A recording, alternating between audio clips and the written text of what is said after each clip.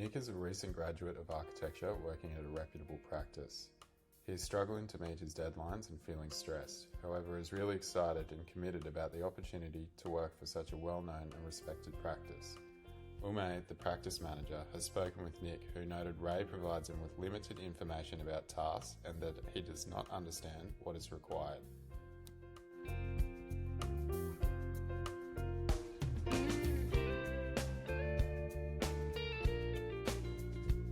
The laissez-faire leadership style is minimalistic, holds the team accountable for their own work and promotes autonomy, however can be ambiguous and lack direction. It is therefore best for leading highly skilled and motivated teams.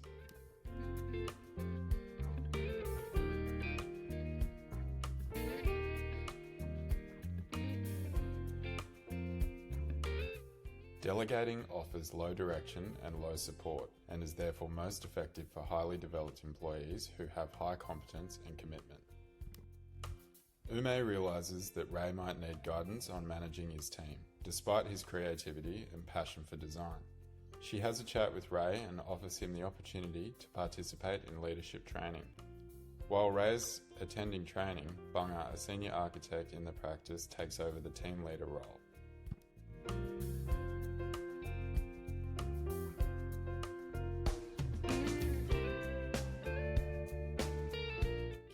The situational leadership style is adaptable, flexible, considers development levels and communicates goals.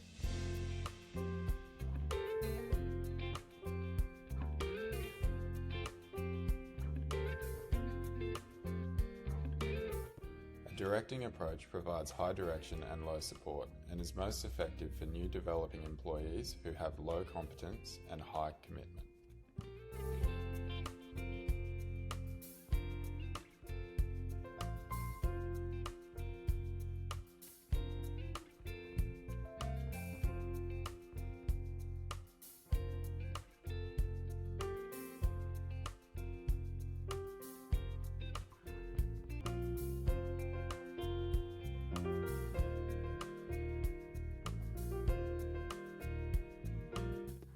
It is a busy morning in an architectural firm and Ray, a team leader, announces that the deadline for a tender package has been brought forward and is now due tomorrow. Bunga, a team member, identifies that she will be unable to complete all of the required work by the deadline unless she stays back after hours. However, she also has a social commitment after work to get to. Bunga does not want to stay back as maintaining her work-life balance is important to her. Bunga identifies that with some help from Ume, another team member, they can likely complete the required work in time. Bunga is feeling frustrated with Ume as she has not been very productive in the project so far, and notices that she is currently working on another project that is not due for several weeks, despite Ray's advice that the deadline has now been brought forward.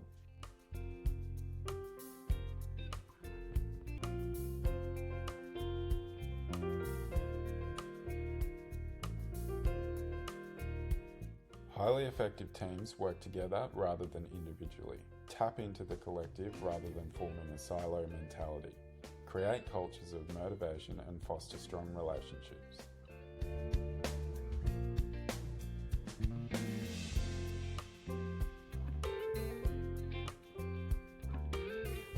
An unscheduled face-to-face conversation is highly intimate yet informal. It will promote the forming of relationships whilst also accommodating non-verbal communication to be incorporated, which accounts for 93% of all communication. Only 7% of communication comes from words alone, and an email is highly formal yet non-intimate. Following up with an email after the initial face-to-face discussion will, however, support accountability and reinforce the initial messaging.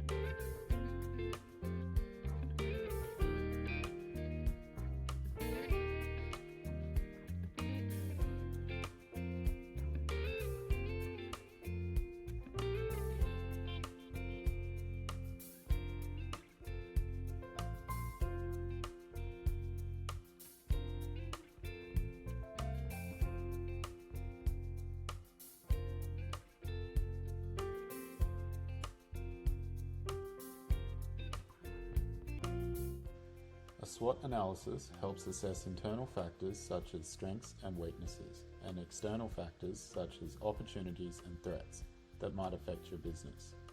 By analysing what you do well, where you need to improve, identifying your goals, and recognising what obstacles you face, it can promote discussion and help integrate and coordinate a strategy moving forward.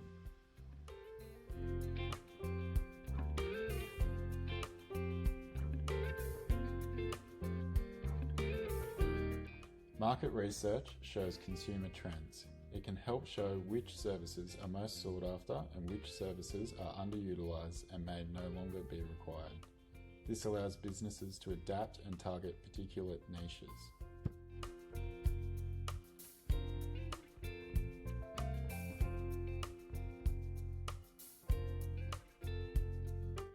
Creating a visual representation or avatar of an ideal client allows businesses to target clients and projects they are passionate about and that has shared values. Businesses can execute projects with greater efficiency if their staff are more experienced or industry experts in certain areas. This allows businesses to market towards their strengths.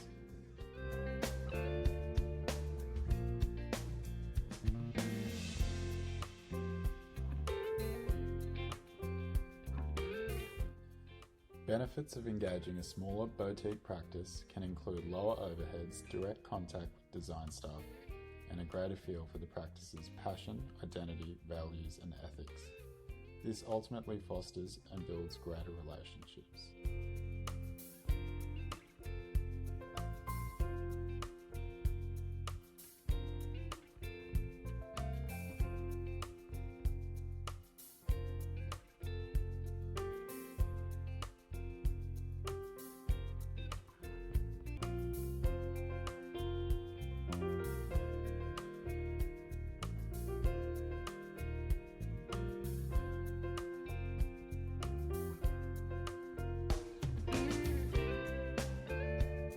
Ume is a graduate architect responsible for handling the design and documentation of a project. While she is at the beginning of her career, in this short time she has already seen some senior female colleagues leave the practice she works for, as they did not feel welcome in the workplace.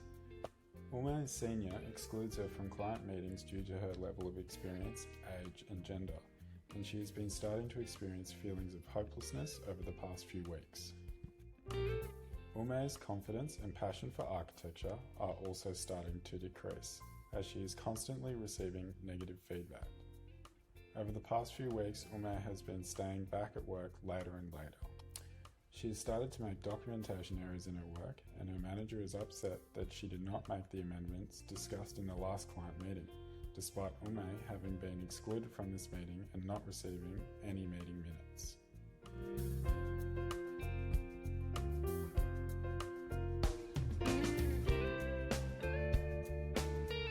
The gender equity policy aims to eliminate gender-based impacts for women in the architectural profession.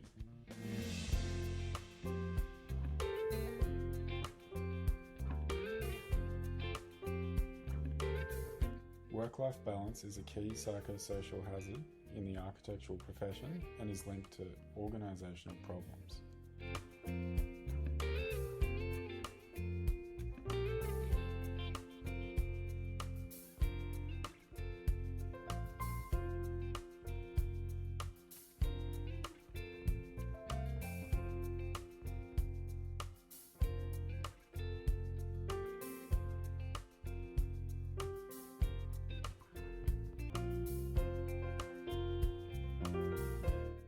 There are several pathways to registration as an architect. For those who hold an accredited tertiary qualification, such as a Master of Architecture, you will need to complete a logbook and statement of professional experience that showcases the full breadth of your skills, knowledge, and competency across 15 performance criteria. A minimum of 3,300 hours is required, approximately 2 years, usually under the supervision of an architect. If you are undertaking professional work during your studies, you can commence your logbook. However, upon graduation, you are required to meet a further 12 months of experience. The statement of experience is a maximum of 2,000 words under the supervision of an architect, or 3,000 words if not under the supervision of an architect. Candidates who meet the logbook and statement of experience eligibility can then progress to sitting the national examination paper. It is a closed book, computer-based exam that comprises of 9 scenarios and 45 multiple choice questions. Once you have successfully completed the national examination paper, you will complete the examination by interview. This interview is with 2 architectural practice examination assessors and based on your logbook and statement of experience. The interview goes for 45 minutes to 1 hour and you are expected to be familiar with topical professional issues. It will consider your responses to both actual and hypothetical practice situations.